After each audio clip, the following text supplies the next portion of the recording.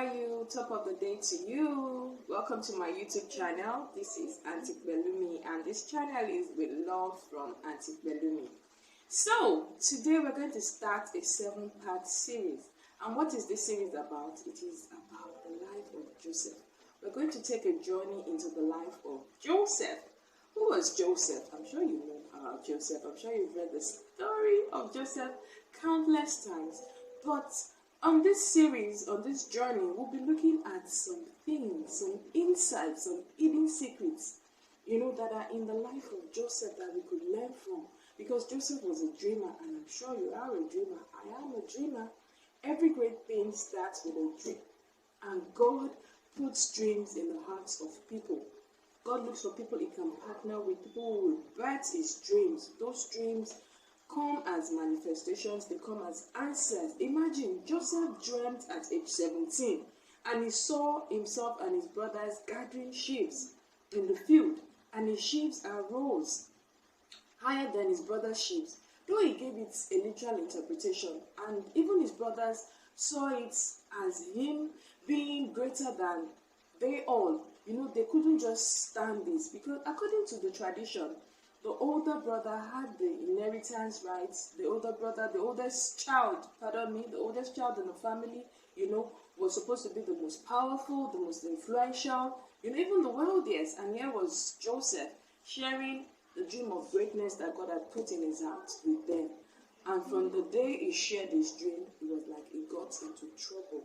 So over the next, couple of days, we'll be looking at different things about his life, but we must start from his dreams, because we were even introduced to Joseph because of his dreams. If you read the Bible, we're reading Jacob's story. Jacob was his father. We're reading Jacob's story, and from there, we're told, reading down, we get to chapter 37, and that is where we begin to learn of Joseph. So who was Joseph? Joseph was the 11th son of Jacob. And then, of course, who was Jacob? Jacob was the son of Isaac. Isaac was the son of Abraham. And who was Abraham? Abraham is somebody who, as a result of his obedience, a whole race was started. Today we talk of the Israel nation. We talk of the patriarchs of Israel. By the way, the word patriarch means like fathers, the founders. They were the founders of Israel. You can't talk about the nation Israel without talking about Abraham, Isaac, and Jacob. So it all started out with Abraham. God called Abraham from out of his country, out of his father's house, and God told him, "Come with me. I'm going to take you to a land which I will show you." He did not have an incline. He didn't know where he was going to, so he followed God blindly. Can you imagine? Can you go on such a trip? Let's just assume mommy and daddy just wake you up one morning and say to you, "We're going on a journey." What would be the first thing you would ask? Of course, you say to them, "Where to?" And then they will tell you. Nobody just leaves. Let's say, for instance, you want to go on a summer vacation to California or Florida. You start out with planning the trip. If you don't have a visa, you obtain your visa. You plan your itinerary, where you would stay, the places you would visit, and all that. So nobody just sets out on a journey without knowing where they were going to. But this was how God started with Abraham. He was a man of faith, so he followed God. God called him out of his country, out of his father's house, and he followed God to the land where God showed him. And of course, his wife Sarah was with him, and he even went with his nephew Lot. There's a whole lot to read in that story, but we're trying to track, how the Israel race started, and of course how we arrived at Joseph.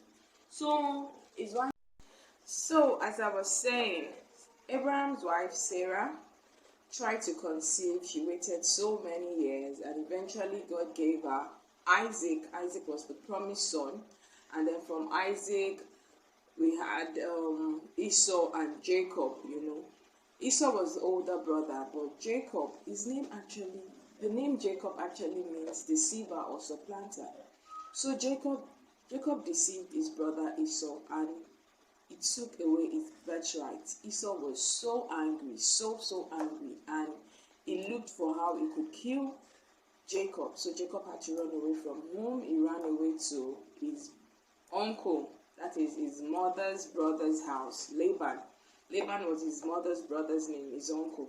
So when he went far away from home. He went to the east.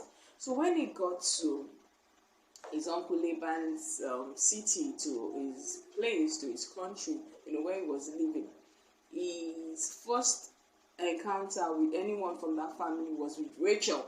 Rachel was his cousin, but eventually she became his wife. I'm sure you'll be wondering, how come, sisters are getting married to the same person, brothers are marrying their sisters and all that. All these were allowed, back then. All these were allowed back then.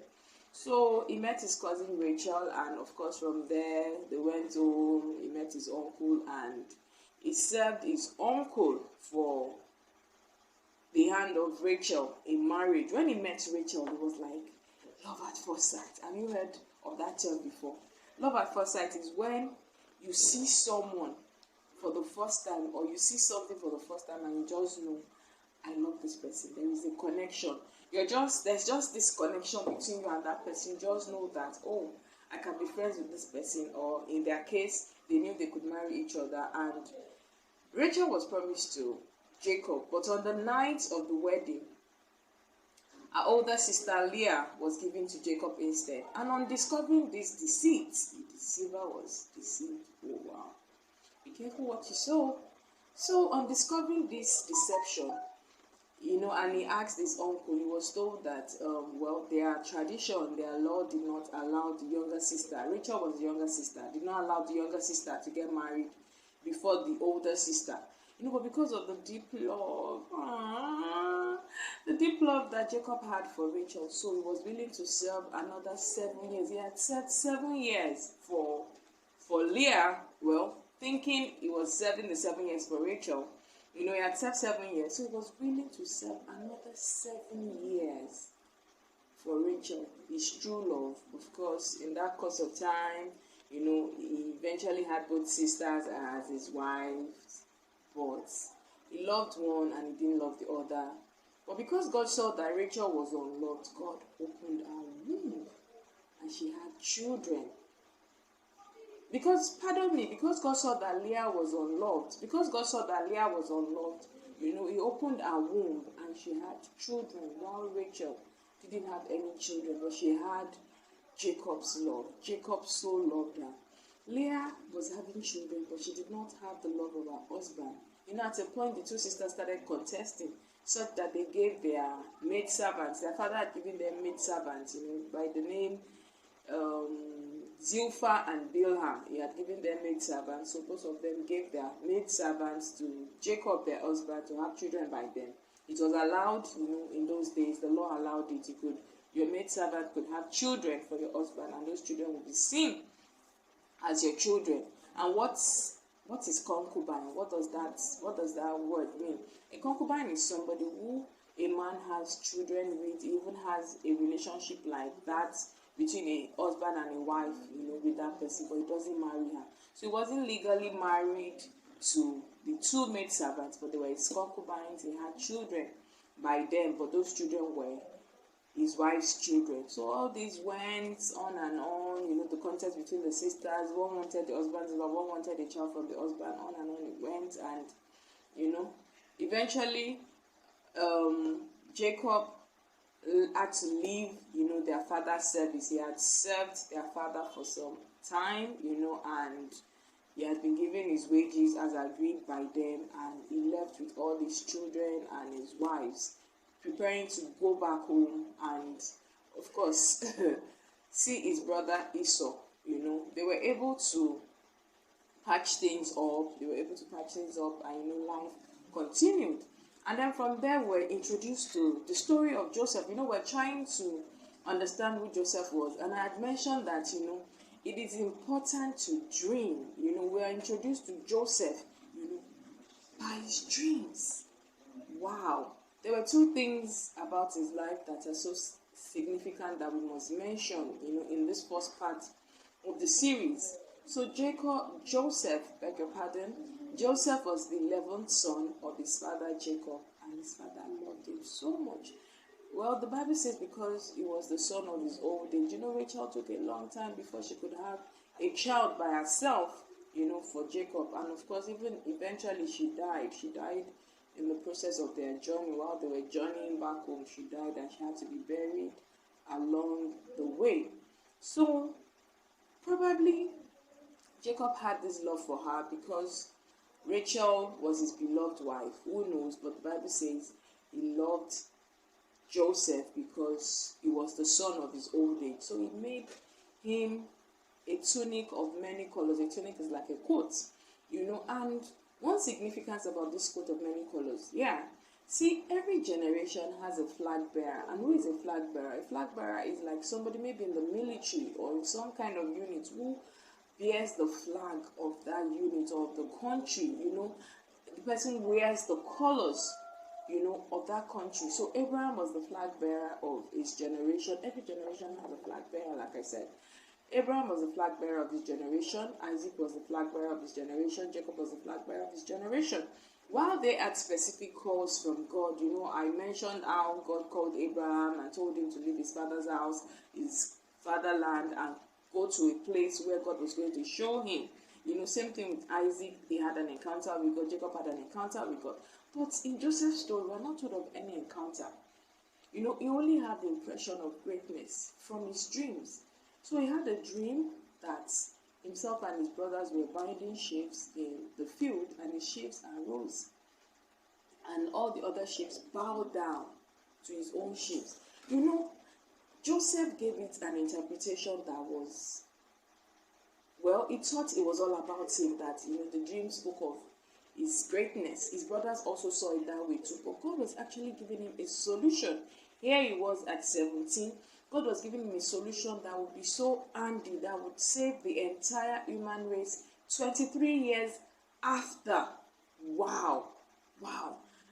The gathering of the sheaves, if you look at the interpretation, as we go on in the series, you would understand what I'm saying now, but let me just give a little insight into it.